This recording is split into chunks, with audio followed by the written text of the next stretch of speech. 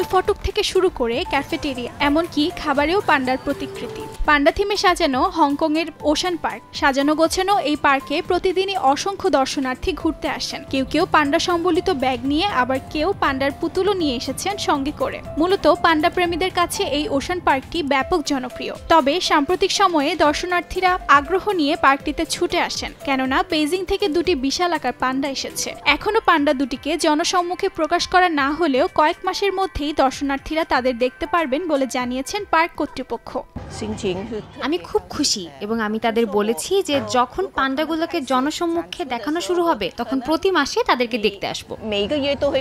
আন এবং কেকে নামের পান্ডা দুটির জন্ম চীনের সিচুয়ান প্রদেশে। তাদেরকে উপহার হিসেবে হংকংয়ের এই থিম পার্কে পাঠিয়েছে বেইজিং। ওশান থিম পার্কের চেয়ারম্যান পাওলো জানান, চীনের বাইরে একমাত্র হংকংয়েই বিশাল আকৃতির 6টি পান্ডা দেখার সুযোগ পাবেন দর্শনার্থীরা। বিশাল আকারের পান্ডাগুলোর দেখাশোনা করার জন্য রয়েছে বিশেষ পশু চিকিৎসক।